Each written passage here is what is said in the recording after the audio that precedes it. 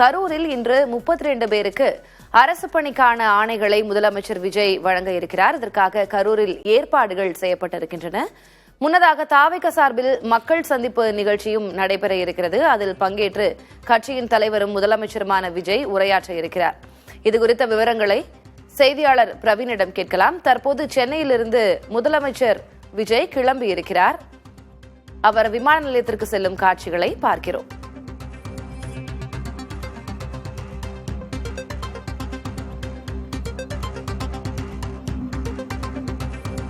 தொடர்ந்து களத்திலிருந்து விவரங்களை வழங்குவதற்காக செய்தியாளர் பிரவீன் இணைந்திருக்கிறார். பிரவீன், முதலமைச்சரான பிறகு முதல் முறையாக ரொம்ப முக்கியமான இடம் கரூருக்கு செல்கிறார் முதலமைச்சர் விஜய். இந்நிலையில் அங்க செய்யப்பட்டிருக்கக்கூடிய ஏற்பாடுகள் என்னென்ன நிகழ்வுகள் அங்கே அவர் பங்கேற்கிறார்?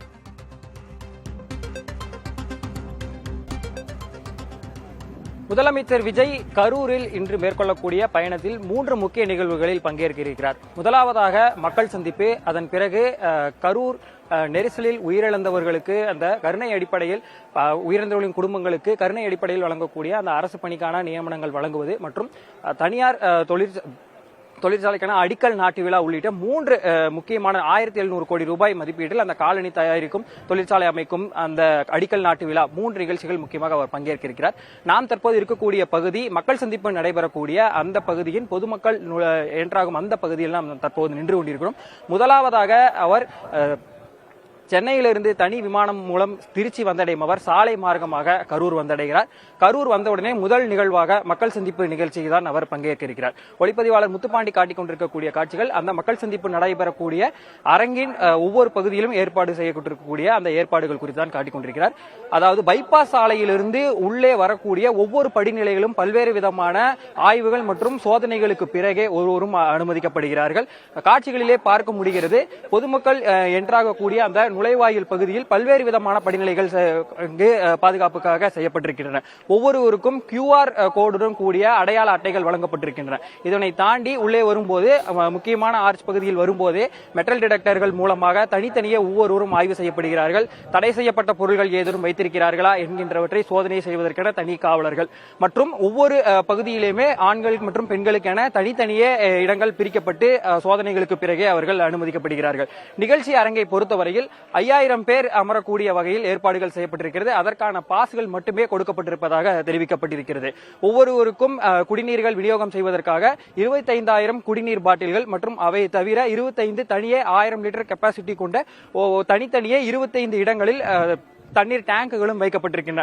முதலுதவி சிகிச்சை மற்றும் அவசர சிகிச்சைகள் வழங்குவதற்காக ஆம்புலன்ஸ் வாகனங்களும் தயார் நிலையில் ஒவ்வொரு பகுதியிலும் இந்த அரங்கை சுற்றிலும் நிறுத்தி வைக்கப்பட்டிருக்கின்றன. நிகழ்வுகள் அனைத்தையும் கண்காணிப்பதற்காக 180 CCTV காட்சிகள் இந்த அரங்கை சுற்றி மட்டுமே வைக்கப்பட்டிருக்கின்றன. காட்சிகளிலே பார்க்க முடிகிறது. காலையிலிருந்தே தொடர்ச்சியாக தொண்டர்கள் வரும்போது அவர்களை சோதனையிட்டு உள்ளே அனுப்பி கொண்டே இருக்கிறார்கள். கடைசி நேரத்தில் பாட்டில் நெக் போன்ற சிச்சுவேஷன் அதிக அளவில் தொண்டர்கள் வந்து குழுமிவிடக் கூடாது என்பதற்காக முன்கூட்டியே காலை முதலே ஒவ்வொருவராக ஒரு பேட்ச் உள்ளே அனுப்பப்பட்டுக் கொண்டிருக்கிறார்கள். கிட்டத்தட்ட நிகழ்ச்சி அரங்கில் இருந்து 100 முதல் 200 மீட்டருக்கு ஒவ்வொரு நிகழ்ச்சி அரங்கின் இரு பகுதிகளிலுமே பார்க்கிங் வசதிகள் தனித்தனியே செய்யப்பட்டிருக்கின்றன. போக்குவரத்து மாற்றங்களும் செய்யப்பட்டு எவ்வித நெரிசலும் ஏற்படாத வகையில் அனைத்து ஏற்பாடுகளும் செய்யப்பட்டிருப்பதை பார்க்க முடிகிறது. தீயணைப்புத்துறை வாகனங்கள், ஆம்புலன்ஸ் வாகனங்கள் என அனைத்துமே முன்னெச்சரிக்கை நடவடிக்கைக்காக இங்கே நிறுத்தி வைக்கப்பட்டிருக்கின்றன. மதியம் சரியே 12:15 மணி முதல் 1:15 மணிக்குள் இங்கே நிகழ்ச்சியில் கலந்து கொள்வதற்கு முதல்வர் வருவார். இங்கு மக்கள் சந்திப்பில் உரையாற்றிய பிறகு சாலை மார்க்கமாகவே மீண்டும் கரூர் மாவட்ட ஆட்சியர் அலுவலகம் சென்று அங்கு 1700 கோடி ரூபாய் மதிப்பீட்டில் வரக்கூடிய அந்த தொழிற்சாலைக்கு அடிக்கல் நாட்டு விழாவில் அவர் அங்கு தொடங்கி வைத்துவிட்டு பிறகு கருணை அடிப்படையில் கரூர் நெரிசலில் உயிரிழந்தவர்களின் குடும்பத்தினருக்கு 32 பேருக்கு பணி நியமன ஆணைகளும் அவர் வழங்க இருக்கிறார். தளபதி பிரவீன், திருச்சியிலும் இதே மாதிரி ஒரு மக்கள் சந்திப்பு நிகழ்ச்சி நடைபெற்றது. இப்ப இரண்டாவதாக கரூரிலும் மக்கள் சந்திப்பு நடைபெறுகிறது. இப்ப நிகழ்ச்சி அரங்குல என்னென்ன ஏற்பாடுகள் அப்படின்னு விவரிச்சிருந்தீங்க. திருச்சி விமான நிலையத்திலிருந்து கரூர்ல நிகழ்ச்சி நடைபெறக்கூடிய இந்த அரங்கிற்கு வந்து சேர எவ்வளவு தொலைவு, எவ்வளவு நேரமாகும்? வழிநடுகிலும் என்ன ஏற்பாடுகள் செய்யப்பட்டிருக்கு? பாதுகாப்புகள் என்ன பண்ணப்பட்டிருக்கு? திருச்சி விமான நிலையத்திலிருந்து கரூர் வரையும் அவர் சாலை மார்க்கமாக வரும் இடங்களே ஒரு சில இடங்களில் அவர் ரோட் ஷோ செய்வதற்கான வாய்ப்புகளும் இருப்பதாக தெரிவிக்கப்பட்டிருக்கிறது.